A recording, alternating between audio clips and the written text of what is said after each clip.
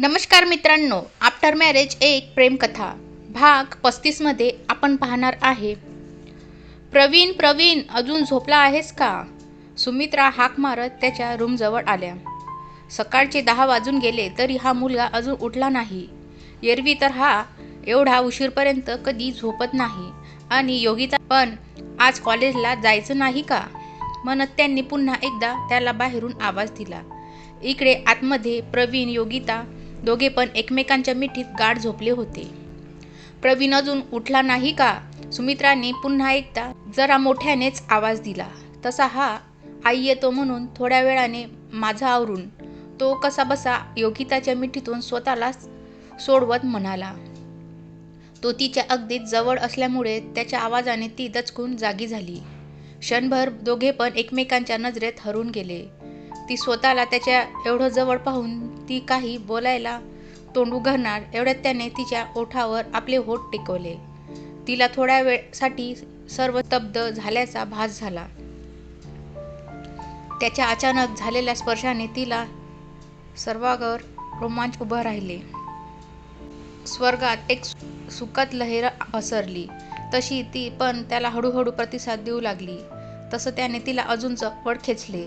ती फर्स्ट किस एन्जॉय करत होती.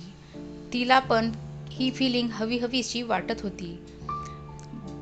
दोघे बराच वेळ एकमेकांमध्ये हरवून गेले. अखेर त्याने तिला ओठावर किस करत आपल्या ओठाची मोहर उमटवली. चे श्वास फुलत होते. हृदयाची धडधड कमालीची वाढली होती. प्रवीण सोड ना म्हणत तिने त्याच्या छातीवर प्रेस करून ती त्याच्यापासून बाजू झाली. तिच्या श्वासाची गती कमालाची वाढली होती. त्याची नजर मात्र अजूनही तिच्यावर खिळून होती. ती तर लाजून लाल झाली होती. खरंच गुड मॉर्निंग झाली ना? म्हणजे गोड मॉर्निंग झाली ना? तो गालात हसत भुवया उचवत तिच्याकडे पाहून म्हणाला. तशी ती लाजून तिथून उठून दूर जाऊ लागली. तसं त्याने तिचा हात पकडून तिला पुन्हा जवळ घेतले. तिकडे बाहेर सुमित्रा त्याचा पुन्हा काही प्रतिसाद नाही म्हणून आपल्या रूममध्ये निघून गेल्या. तो तिच्याकडे पाहत होता पण ती मात्र अजूनही खाली मान घालूनच बसली होती. अचानक तिच्या डोक्यातून सनक निघाली. तसं ती डोक्याला हात लावून डोकं एवढं जळजळ का वाटतंय त्याचा विचार करू लागली. तसे तिला काल प्रवीण सोबत फिरायला गेली होती ते गोड क्षण आठवले. एका पाठोपाठ एक गोड क्षण आठवून ती शहारली. त्याची नजर मात्र अजूनही तिच्यावर खिळून होती. तिच्या चेहऱ्यावरचे बदलणारे भाव तो एकटक पाहत होता. तिने एक वेळ नजर वर करून पाहिले. तो अजूनही गालात हसत होता. त्याच्या अशा पाहण्याने तिचं हृदय मात्र बंद पडण्याची वेळ आली होती. तिने लाजून अलगद आपला चेहरा ओंजळीत लपवला. तसे त्याने तिचे दोन्ही हात बाजूला करत तिच्याकडे पाहून काय म्हणून भुवया उचवल्या. अचानक ती बाजूला होऊन डोक्याला हात लावत म्हणाली. प्रवीण माझं डोकं खूप दुखतंय रे. डोकं दुखणारच ना. कारण मॅडम काल रात्री तुम्ही हवेत होता ना. हवेत म्हणजे मला समजले असं नीट सांग ना. सांगतो सर्व पण थांब जरा 5 मिनिटात मी आलोयच म्हणत तो रूममधून बाहेर पडला. इकडे योगिता मात्र रात्री काय झालं ते आठवण्याचा प्रयत्न करत होती. पण तिला फक्त प्रवीणने रेस्टॉरंटच्या बाहेर नेऊन सोडलं आठवत होतं. त्यानंतर पुढे काय झालं ते आठवण्याचा मेंदूवर ताण देऊन ती प्रयत्न करत होती. पण तिला काहीच नीट आठवत नव्हतं. इकडे प्रवीणला खाली येताना पाहून सुमित्रा म्हणाल्या. प्रणू बेटा तब्येत ठीक आहे ना तुझी? म्हणजे आज तुला यायला एवढा लेट झालाय. रात्री तुम्ही उशिरा आलात का? वेट मॉम म्हणत तो किचनच्या दिशेने गेला. काय रे तू किचनमध्ये कशाला निघाला आहेस? त्या चकित होऊन म्हणाल्या. आलोच तो सुमित्रांना ओढून म्हणाला. रुक्माताई. त्याने किचनमध्ये जात रुक्माला आवाज दिला. आहो दादा तुम्ही इथे? काय पाहिजे तुम्हासनी मला सांगायचं की? रुक्माताई हातातलं काम बाजूला ठेवत म्हणाल्या. एक ग्लास लिंबू सरबत बनवता का प्लीज? तो रुक्माताईंकडे पाहून विनंती करत म्हणाला. आहो दादा ते प्लीज आणि कशाला? आता लगेच करते बघा. बरं. बाहेर येत होता. मम बोल. सुमित्राच्या जवळ येऊन बसत म्हणाला. आधी मला सांग असा धावत किचनमध्ये कशाला गेला होतास? अगं ते योगिताचं डोकं दुखतंय म्हणून मी तिच्यासाठी लिंबू सरबत बनवायला सांगितले. काय झालं असं अचानक तिला? तिचं डोकं कसं दुखायला लागलं? म्हणजे तू तिला जास्त त्रास देत नाही ना? त्या प्रवीणकडे डोळे बारीक करून पाहत म्हणाल्या, काय काय आई आहेस तू? काही बोलतेस? तो लाजत म्हणाला. तेवढ्यात रखमा लिंबू सरबत घेऊन आली. ओके मम, मी नंतर येतो तुझ्याशी बोलायला, म्हणत तो सरबत घेऊन त्याच्या रूमच्या दिशेने गेला. सुमित्रा मात्र प्रवीण योगिताची काळजी घेतोय हे पाहून खुश होत्या. त्या हसतमुखाने पाठमोऱ्या प्रवीणकडे पाहत होत्या. योगिता अजूनही रात्री काय घडले ते आठवण्याचा प्रयत्न करत होती. आणि हा प्रवीण असा का बोलला की मी हवेत होते, मला काहीच आठवत नाही. योगिता मेंदूला ताण देऊन आठवण्यात तोंडातच पुटपुटत होती. तेवढ्यात तो तिच्यासाठी लिंबू पाणी घेऊन आला. आठवतं का नाही काही? तो तिच्या पुढे ग्लास धरत म्हणाला. तशी त्याच्या नुसत्या आवाजाने हृदयाची गती वाढली. काय आहे हे? ती ग्लासकडे पाहत म्हणाली. लिंबू पाणी. हे पी म्हणजे डोकं दुखणार नाही. हातात ग्लास देत म्हणाला. तू बाहेर जाता जाता असा का म्हणालास की मी रात्री हवेत होते आणि मला पण काहीच आठवत नाही? ती त्याच्याकडे बघणं टाळत म्हणाली. तू आधी हे पी, मी सर्व सांगतो. बरं, म्हणत योगिताने ते शरबत घेतला. मला काय होतंय? याच्याकडे पाहिलं की अचानक एवढी धडधड का वाढते? त्याचा आवाज ऐकून उगाच कापरं भरल्यासारखं का वाटतं? ती मनात विचार करत होती. प्रवीणला मात्र तिचं रात्रीचं वागणं आठवून अजूनही हसू येत होतं. आता सांग, संपवलं मी ते शरबत? ती ग्लास बाजूला ठेवत स्वतःला कम्फर्टेबल करण्याचा प्रयत्न करत म्हणाली. त्याने टेबलवरचा मोबाईल घेतला आणि ते रात्रीच्या कडून चुकून झालेलं रेकॉर्डिंग चालू केलं आणि मोबाईल तिच्या समोर धरला. ती पण ते बारकाईने पाहत होती. पाहायला नीट काही दिसत नव्हतं, पण ते जे काही वेड्यासारखी बडबडत होती ते मात्र सर्व व्यवस्थित ऐकायला येत होतं. प्रवीण मात्र नजर तिच्या चेहऱ्यावरच हावभाव टिपत होता. ती एवढी वेड्यासारखी वागत होती ते पाहून आणि तिचं स्वतःचं बोलणं ऐकून तिला मेल्याहूनही मेल्यासारखं झालं. हो तेच तर, तुला उत्तर हवं आहे ना प्रवीण माझं, हे पण तुझ्यावर खूप प्रेम आहे. मला ना तू खूप म्हणजे खूप आवडतोस. आय लव्ह यू, खूप खूप आय लव्ह यू प्रवीण. ती उठून उभी राहून त्याच्या गालावर किस करत होती. ते ऐकलं आणि तिने लाजून आपला चेहरा ओंजळीत लपवला. एवढ्या बावळटपणा मी कसा काय केला? ती मनातच म्हणाली. काय झालं आता? चेहऱ्याचे तिचे हात बाजूला करत तिच्याकडे पाहून हसत भुवया उचवत तिला म्हणाला.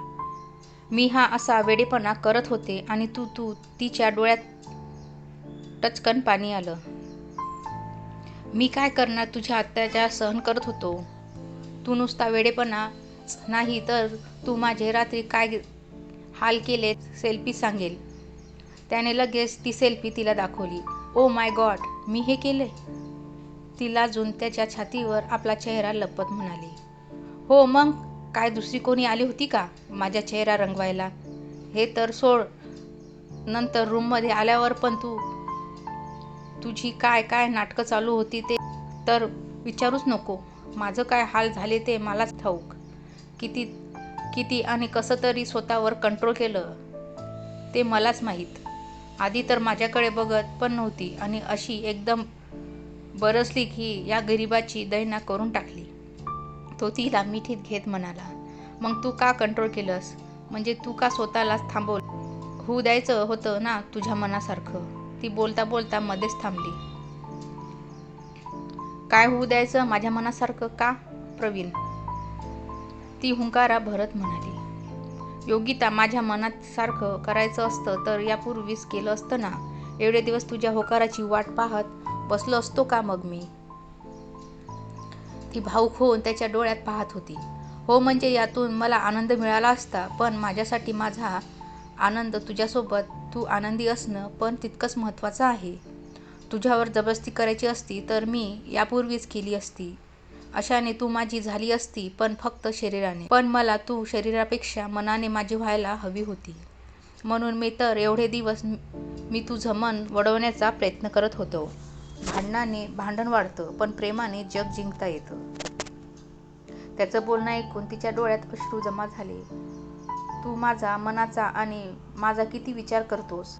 आणि मी तुझ्याशी एवढी वाईट वागले तरीही तू मात्र मला नेहमीच समजून घेत आलास. मी खूप वाईट आहे. मी तुझ्या मनाचा कधीच विचार केला नाही आत्तापर्यंत. मी तुला खूप त्रास दिला ना? तुला माझा खूप राग येत असेल ना? हे बोलता तिच्या डोळ्यात अश्रू वाहत होते. नाही ग, म्हणजे आधी थोडा राग माझ्या पण मनात होता, पण नंतर तू आणि तुझे विचार, घरच्यांसोबतचे तुझे वागणे, आजींसोबतचं तुझं बोलणं, हे सर्व हळूहळू मला आवडू लागलं. आणि नंतर कॉलेजमध्ये त्या प्रेमला तुझ्यासोबत पाहिलं आणि कोण जाणे मला त्याचा खूप राग येत होता. तेव्हाच माझ्या मनाला तुझ्यावरच्या प्रेमाची जाणीव झाली आणि त्यानंतर मी मनाशी ठरवलं की आधी तुझ्याशी मैत्री करायची आणि त्यानंतर तुला हवा तेवढा वेळ द्यायचा. कारण आपलं नातं ज्या पद्धतीने जुळलं होतं ते विचार घेता या नात्याला वेळ देणे खूप महत्त्वाचं होतं, किमान तुझ्यासाठी तरी. त्याचा एक एक शब्द तिच्या हृदयात घर करत होता. आता तिला स्वतःच्या वागण्याचा खूप राग येत होता. प्रवीण, मला माफ कर. तू मला एवढं समजून घेत होतास तरी मी तुला समजून घेण्याचा प्रयत्न पण केला नाही. मैत्रीच्या नात्याने तरी तुला समजून घ्यायला हवं होतं. ती त्याच्या कुशीत शिरून मुसमुसत रडत म्हणाली.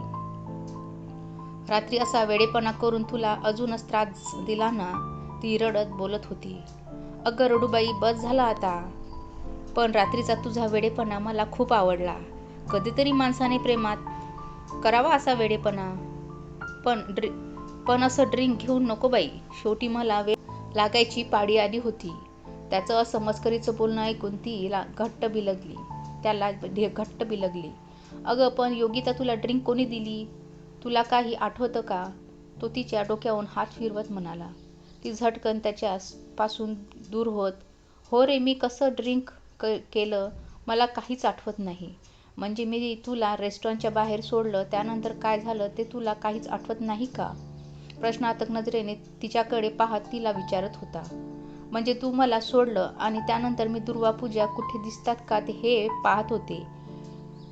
हा, त्यानंतर माझ्या समोर अचानक भावेश आला आणि त्याने मला आत घेऊन गेला.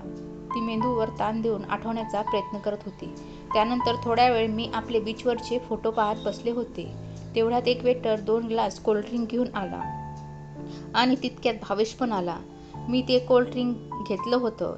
त्यानंतर मला काहीच आठवत नाही. तिला जेवढं आठवलं तेवढं तिने प्रवीणला सांगितलं. हा, म्हणजे त्या कोल्ड्रिंकमध्ये हॉट ड्रिंक मिसळलं असणार. म्हणजे या सगळ्यात भावेश प्रेमला मदतीला होता तर? प्रवीण काहीतरी विचार करत म्हणाला. बरं, तू आता या गोष्टीचा जास्त टेन्शन घेऊ नकोस. मी तुला नंतर सांगतो सर्व, तो तिला मिठीत घेत म्हणाला. ती तशी रडत पुन्हा त्याच्या कुशीत शिरली. ए रडूबाई, बस ना आता. खूप झालंय तुझं रडणं. येथे रडून रडून माझा शर्ट भिजवलास. तो तिचा चेहरा समोर धरत म्हणाला. प्रवीण, खूप खूप सॉरी आणि खूप सारं थँक्यू तू मला एवढं समजून घेतलं त्यासाठी.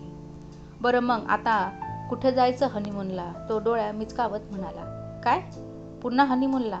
योगिता चकित होऊन त्याच्याकडे पाहत म्हणाली. पुन्हा म्हणजे? आधी हनीमूनला गेलो होतो आपण. प्रवीण तिच्या डोळ्यात रोखून पाहत म्हणाला. हो, म्हणजे गोव्याला गेलो होतो ना आपण? ती गोंधळून म्हणाली. हो गेलो होतो, पण तेव्हा ना एक मांजर पणजी मारत होती. पण आता मात्र ती मांजर प्रेम पण करायला शिकली आहे ना, म्हणून.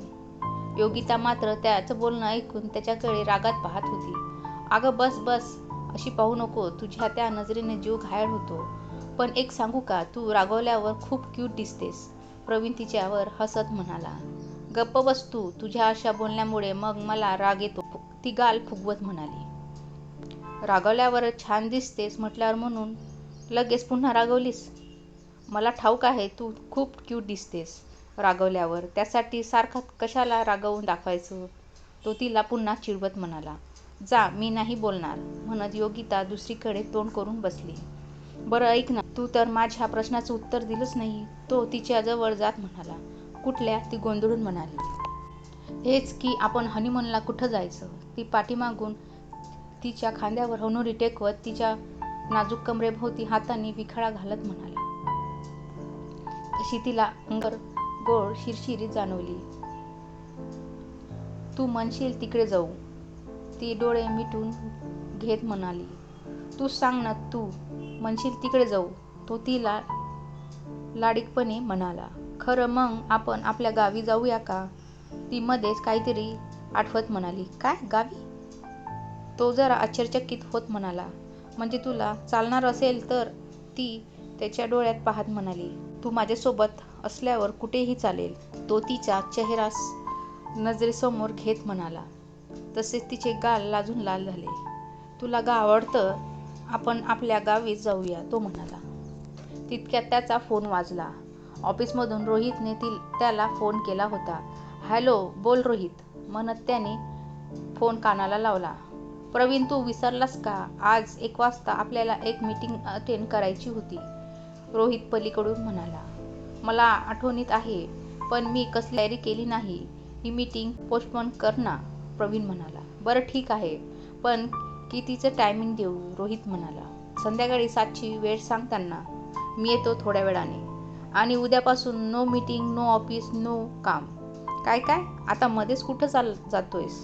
रोहित पलीकडून म्हणाला. हनीमूनला, तो बोलता बोलता योगिताच्या गालावर किस करत म्हणाला. तशी ती लाजून लाल गुलाबी झाली. अरे यार, कसला बॉस आहेस तू? आपण 2-2 वेळा हनीमूनला जातोय आणि इकडे एम्प्लॉईजचा मात्र काहीच विचार करत नाहीस. अरे बाबा, माझी गाडी आताच कुठे पटीवर आली आहे. आणि तुझं काय मध्येच? मी आल्यावर तुझा विचार करू ना आपण. तो योगिताकडे पाहून भुवया उचवत रोहित सोबत फोनवर बोलत होता. बरं ठीक आहे, आजच्या मीटिंगला तरी वेळेवर या, म्हणत रोहितने प्रवीणला बाय बोलून फोन ठेवला. चल योगिता, मला आवरून ऑफिसला जायला हवं. तू तुझं आवरून घे, तोवर मी जरा आईला भेटून येतो, प्रवीण बेडवरून उठत म्हणाला. प्रवीण, ती त्याच्या हात पकडून त्याच्या डोळ्यात पाहत म्हणाली. काय? तो तिच्याकडे पाहून भुवया उचवत म्हणाला. सॉरी आणि I love you so much, त्याच्या डोळ्यात पाहत म्हणाली. आय लव्ह यू माय स्वीटू, तो तिच्या कपाळावर ओठ टेकवत म्हणाला. तशी ती पुन्हा शहारली. बरं आवर, मी आलोच, म्हणत प्रवीण सुमित्राच्या रूमच्या दिशेने गेला. इकडे योगिता पण आपलं आवरायला गेली.